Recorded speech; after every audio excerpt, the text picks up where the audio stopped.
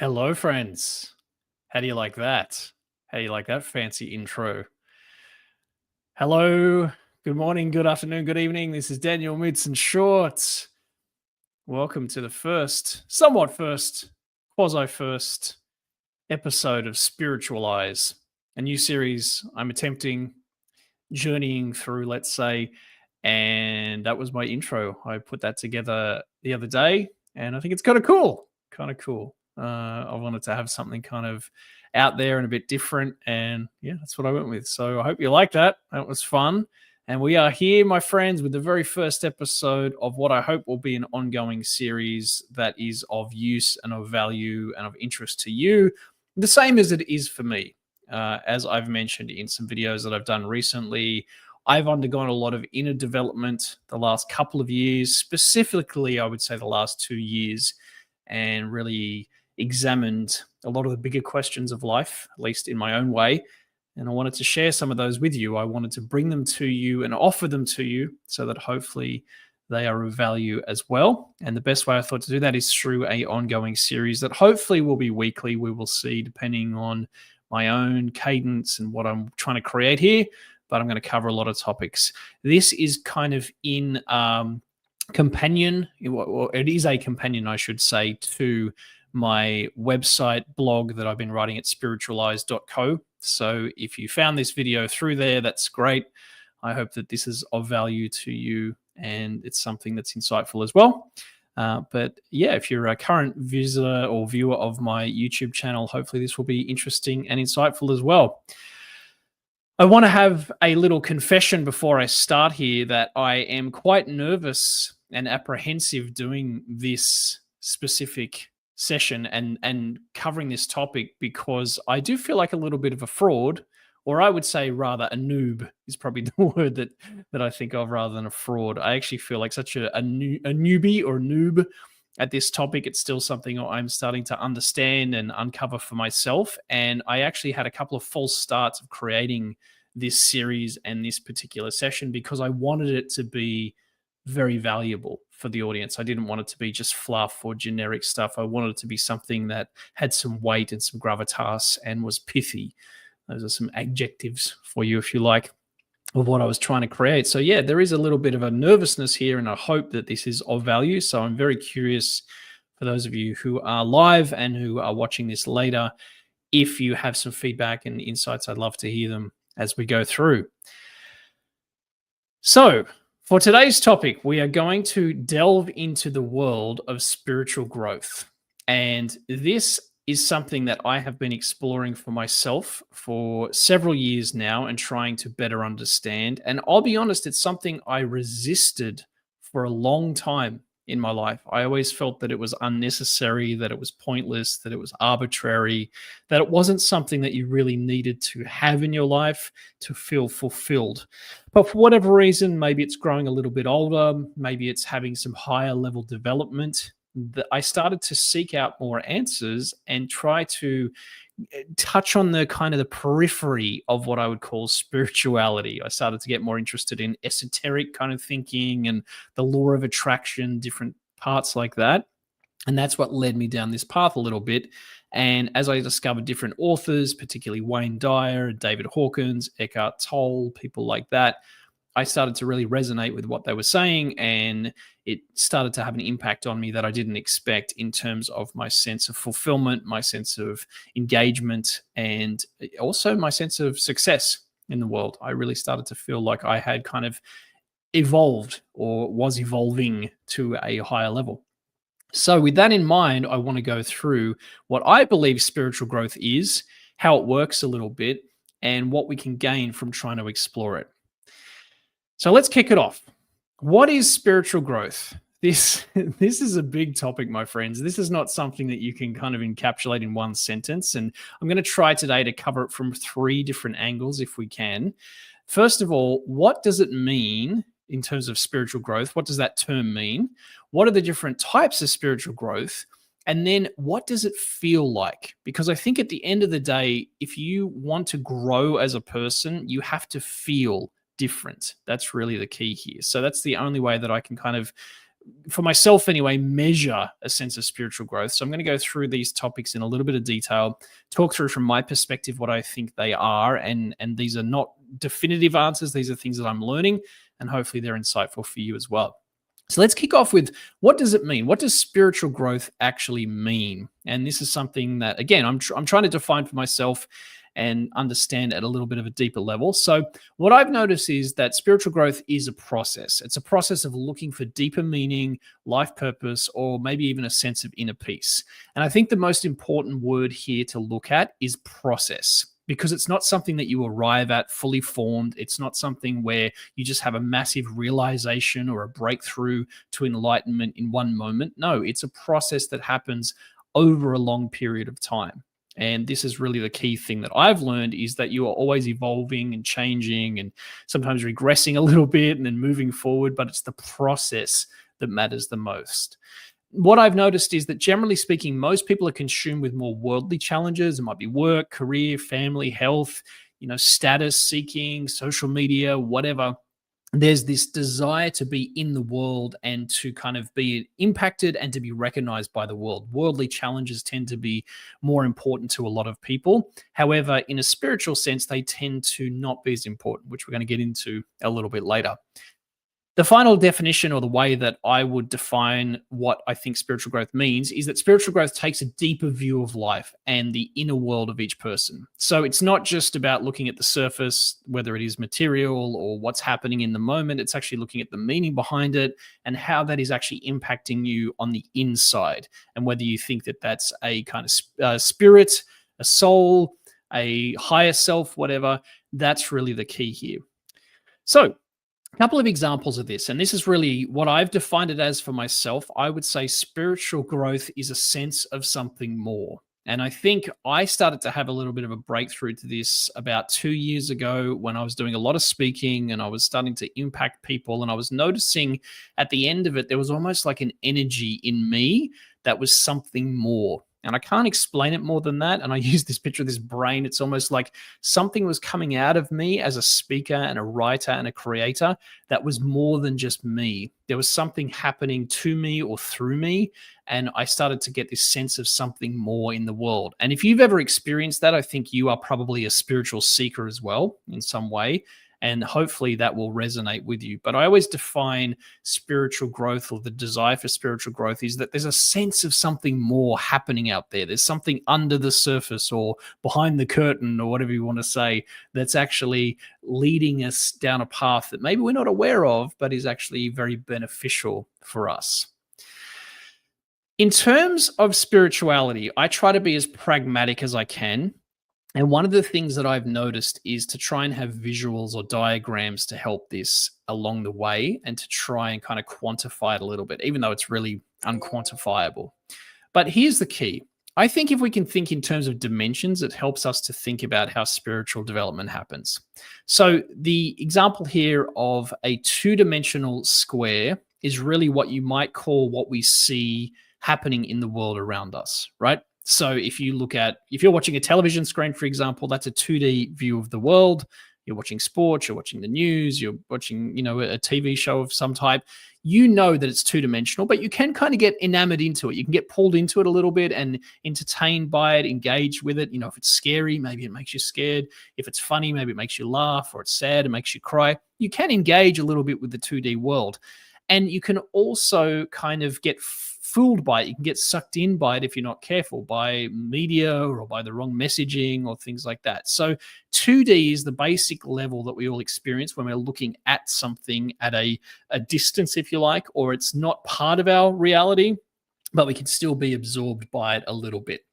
The next level of that is 3D. And 3D is more like when you're in the world, you're actually experiencing something for yourself. You're going through it. You're having the feelings and the emotions. So instead of, watching sport on TV, you're playing the sport. You're involved. You're physically exerting yourself. You're going through it. And the 3D version of life is really the one that we all live. And we all know our own version of it, but we don't know anyone else's 3D version of life. We can't experience that. We can try to be empathetic and try to understand, but a lot of the time we kind of get stuck in our own 3D prism, if you like, or our own reality. Going beyond that is where we start to get into this interesting woo-woo level of development, which spirituality gives us, and that is the 4D world. And over here on the screen, you'll see what they call a tesseract, which I don't quite understand. I'm not a geometry person by any means, but it is something that's interesting to study. And there's a lot of stuff on Wikipedia about what a tesseract is. But essentially, it's cubes within cubes within cubes. And it can spread out and it can show you a lot of different cubes, or it can be kind of in this condensed version here.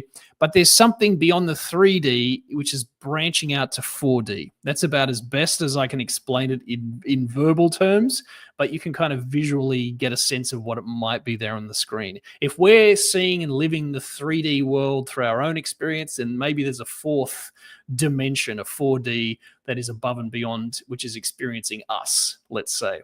So another way to think of this is you might have knowledge, which is two-dimensional. So you're seeing things, or you're looking at things, taking things in as knowledge. Three-dimensional is experience, right? You're going through it yourself. And then the fourth dimension is what you might call the higher self, the higher level of understanding or development. It's a higher being or soul or life force or something like that is experiencing life through you and your experience. And that's pretty woo-woo to think about, but that's kind of what we're thinking about here when we talk about spirituality, is these different dimensions. So we go from seeking knowledge to then having experiences, which then eventually leads us to sort of tapping into our higher self, our higher level of development or evolution, or whatever you want to call it. And I think if you are on this path of spirituality in some ways, you've probably already tapped into it, or you can tap into your sense of higher self, something we'll probably explore in future sessions as well. Another example of this, which I think is a great way to think about it, is a video game. Now, if you're like me and you grew up in the 1980s or 90s, video games were pretty simple back then, right? You sat in front of a screen, you had a controller, and you just played on the TV screen. So that's the first kind of level of video games. Then about 10, 15 years ago, this really cool thing happened where in some video games, while you were playing it as the character, your character could go in and play a video game inside the video game you were playing. And there's a couple of examples of this that are very famous, but you can actually experience the video game that your character is experiencing inside the game. All right. So it went down a whole nother level. So it went from you playing the game to you playing the game as a character, and that character is playing a video game in the game. If we take this one step further, let's imagine that there's a higher level of self or development or spirit or life force or source that is playing us, right? So there's something bigger than us that is actually playing our life, our existence, experiencing us as a person, as a character. And then it goes to another level. So you have the higher self, life force, soul, whatever you want to call it, playing reality, which is us. And we are playing a video game where our character is playing a video game inside the video game. Now, if you're not confused by now, then you're a pretty smart person. But I think that metaphor for me kind of trips out my brain and makes me go, oh yeah, maybe something's happening beyond my control or my reasoning or my understanding. Maybe I'm being played like a character in a video game. And I've had flashes in my life too, where I've felt at times like maybe I'm not the only person who's in control here, who is guiding the source, things like that. And maybe you have as well. So I think this is a great metaphor for life and what we're trying to do and what it means to be a spiritual person is we're trying to tap into who or what beyond us might be playing this game of life or this game of experience through us. Let's now have a look at some of the different types of spiritual growth, because I think it's important to try and define as best you can which ones are working for you. I have always taken things from a very, informational, pragmatic type of level, as you can probably tell from my notes and the way I write things. I always try and understand them from all different angles and try and kind of quantify it. However, what I've learned with the spiritual side of things is there's really no right or wrong way to grow spiritually. Some people might have a very religious approach to it. Some people might have more of a kind of transcendental approach, whatever it is. But each person has to grow in their own way. There's no right or wrong way. As long as the path resonates for you and feels worth pursuing, that's really the key. If you feel for whatever reason a certain pursuit is giving you a sense of inner growth and inner development, then it's worthwhile. The other really key point here is that it's very difficult to prove or to measure your own development. If you look back at yourself 5 or 10, 15, 20 years ago, however old you are, one of the things that you know or you can feel about yourself is that you've grown and you've developed, you've evolved, you've actualized. And because of that, you know that in yourself. No one else really knows that. Maybe your behavior's changed a little bit. You definitely probably look differently. You have different life circumstances. But the key here is that you can't really prove or measure that inner development. You just know, you just feel it. It's just there for you.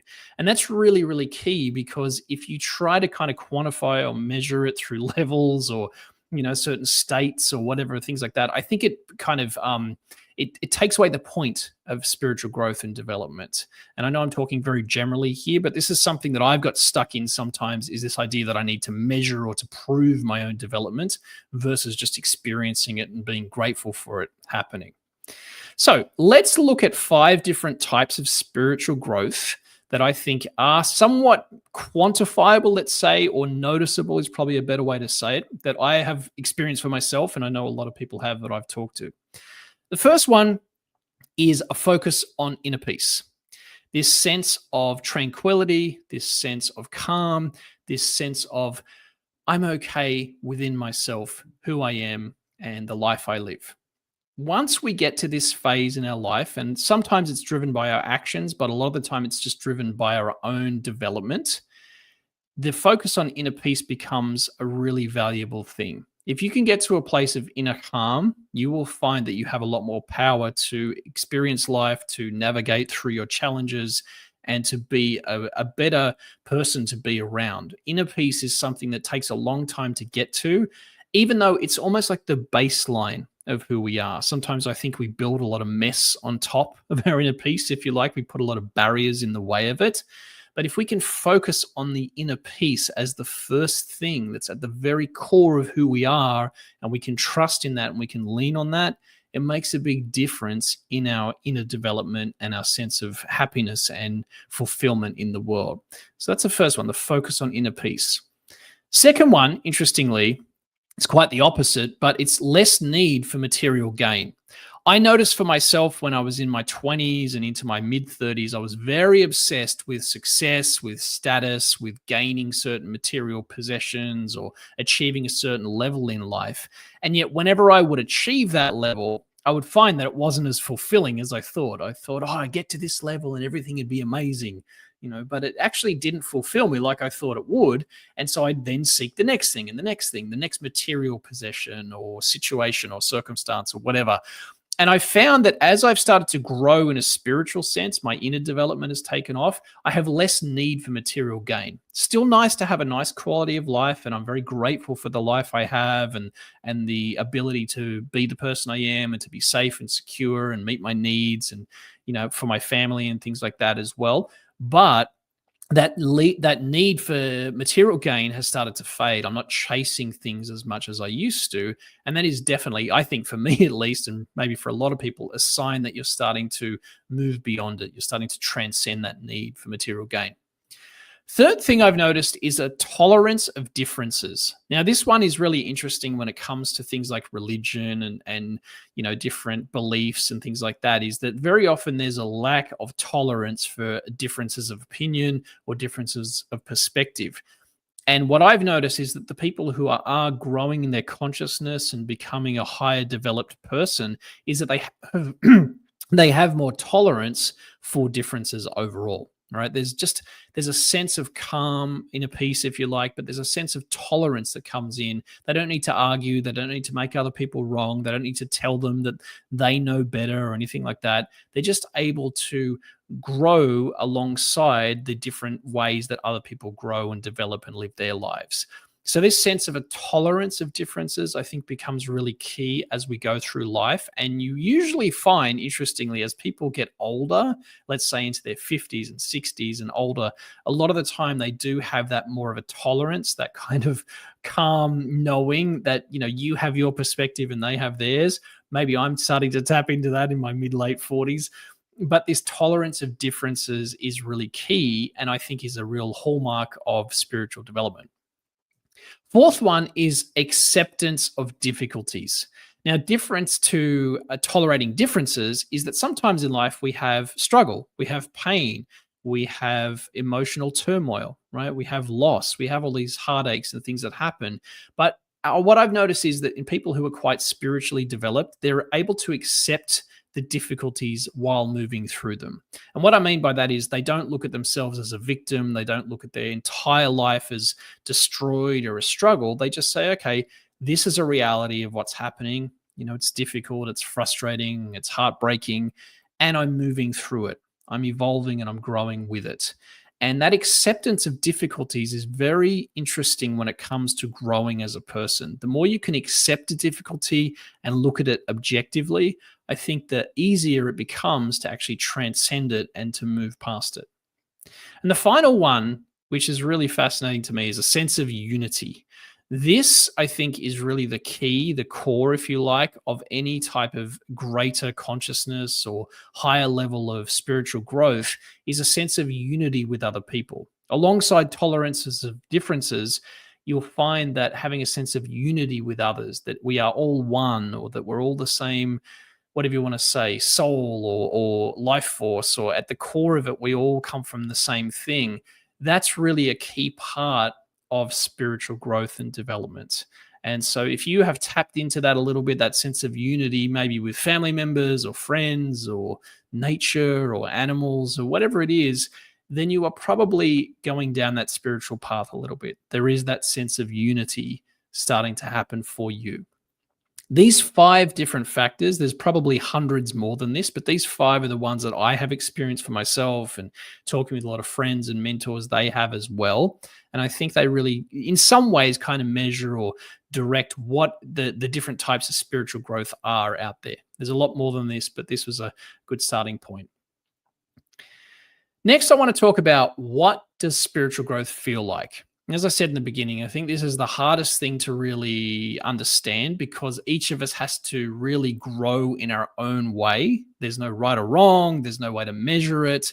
But what's interesting is that as you grow as a person spiritually, sometimes you will find that you actually go through both negative and positive experiences in your spiritual growth. Right? It's not always just an easy, smooth transition. There's actually some pain, there's some frustration, there's some difficulty that happens. And really, we have to be able to navigate that if we want to grow and develop as people. So you might experience both positive and negative emotions on the way as you grow as a person. And the bad or the difficult feelings often lead you to a greater level of understanding and even integration with your higher self, your higher level of development. And that's really important, because I think sometimes we can want to avoid the negative or the bad feelings because we think, no, that's not a sense of joy, that's not a sense of fulfillment. But actually, it's leading us towards those things at a higher or a deeper level. The last point here is that it's actually very uncommon for most people to discuss their need or desire for spiritual growth. So if you're having a chat to your friends or your family members or a colleague or whatever, you very rarely will you hear someone say, "Wow, I just need some spiritual inner development." You won't hear that a lot of the time. You'll just hear life is tough, or, yeah, I don't know, I'm just going through it right now. They're not actually saying I'm growing spiritually and developing as a person. But that's actually what's happening, I think, underneath, is that they're feeling this sense of inner development and growth. So with this in mind, let's explore both the negative and the positive sides of what spiritual growth can feel like. Let's look at the negative emotions first, because I think these are crucial for growth. So it might be things like uncertainty about the big questions in life. You might be starting to say, where did I come from? How did I get here? What is life about? Those kind of things. those big questions of life can give a sense of uncertainty, which is not comfortable. Humans crave certainty. They crave a comfort zone and assurances and proof and logic and all those things.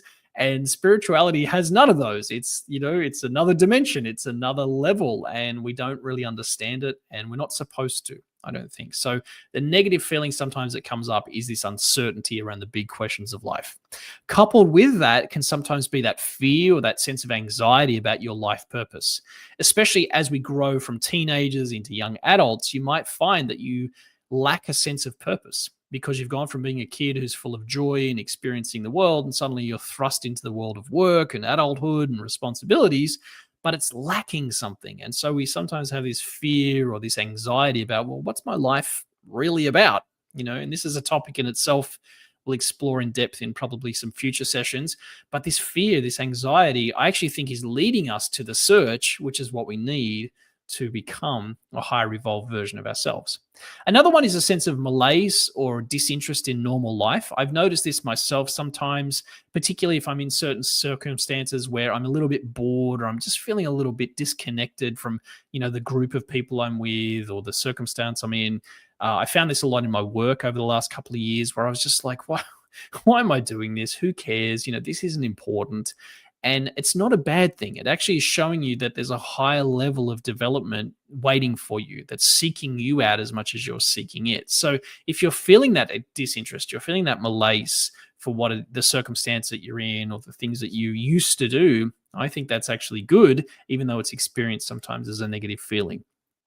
And I think the last one is this worry that no one else thinks or feels this way. This is really common as we go down this path of inner development, spiritual growth, a feeling like, am I the only one who's thinking this? Like, why don't other people talk about this stuff? Nobody else must go through this. Am I crazy? Why am I even worried about this?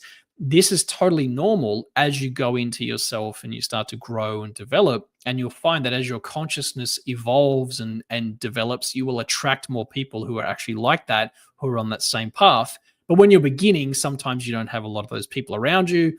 So you can think, maybe I'm the only one who thinks or feels this way. So that's the negative side of things.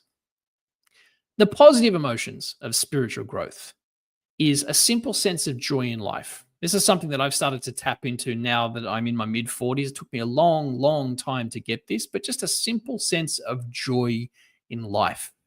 Recently, I've started doing a lot of gardening in the place where I live here in California, and there's been a simple sense of joy in just planting plants and watering them and watching them grow.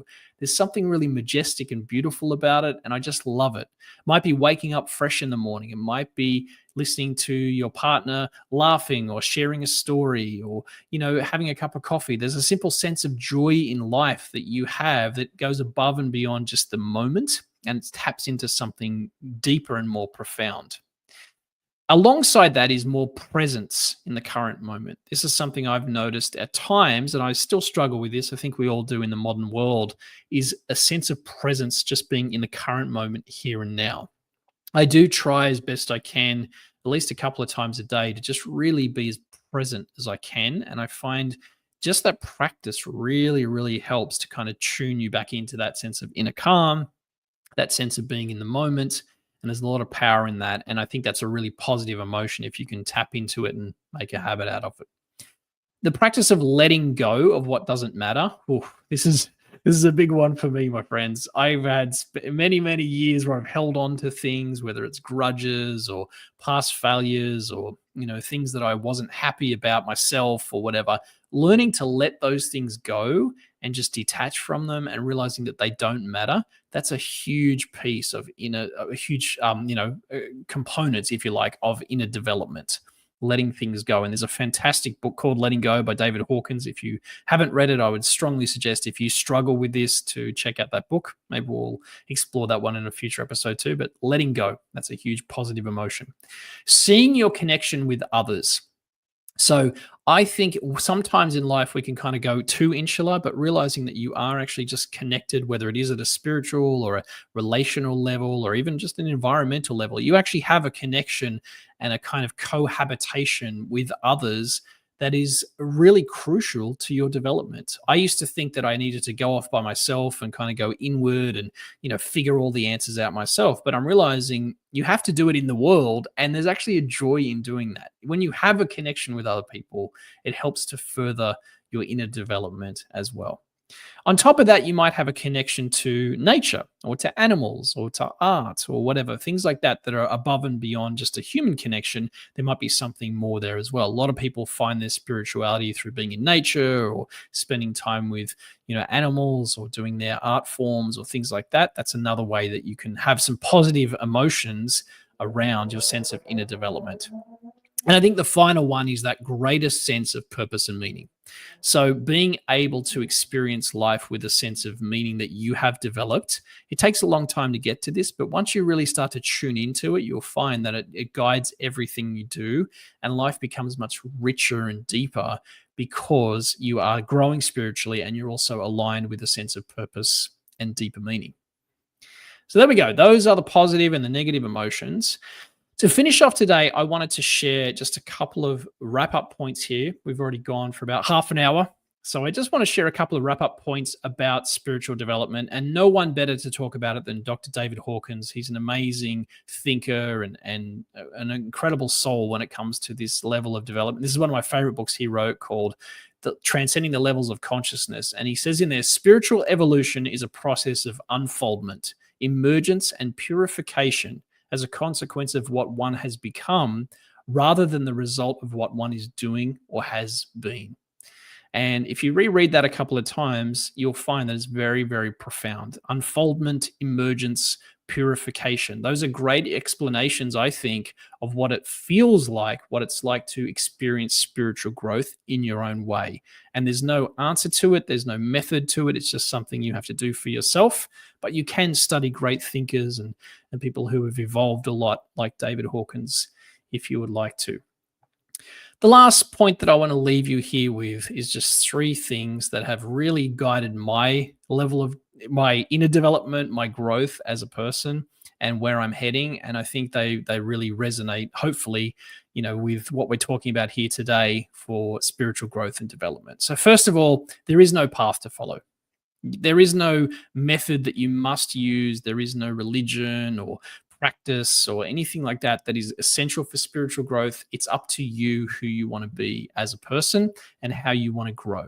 There's also no goal to achieve. And as someone who is an achiever type personality, this one was really, really hard for me to understand, is that you don't need to achieve anything when you're seeking spiritual growth. You just need to be open and keep growing. That's really it. That's all you need to do. You don't need to lock in. You don't need to devote all your life to it. You just need to be open and to keep growing. And you will probably find that it will lead you where you need to go. So there you go, my friends. That is my first attempt at delving into this very deep and esoteric and expansive topic of spirituality. As I mentioned, this is kind of a collaboration with a written blog that I have created over the last year or two called Spiritualize. Spiritualize.co is where you can find that. And I'm attempting to have some spiritual answers to life's challenges. That's kind of the mantra of that site.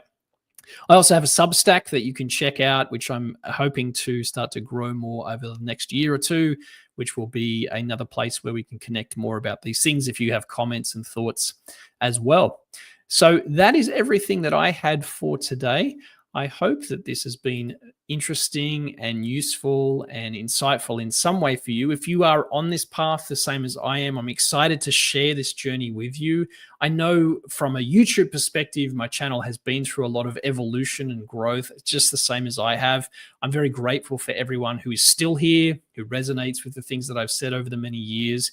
And I am excited to keep challenging myself to talk about topics like this, because as I said in the beginning, I do feel like a noob. I feel like someone who is, a pilgrim on the path. I'm not really a person who has all the answers, but I think it's something that I can explore alongside you and hopefully help you to grow.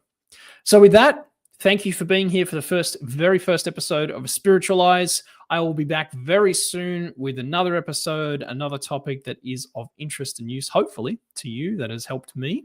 And until then, I will say thank you very much. Thanks for being here, And thank you for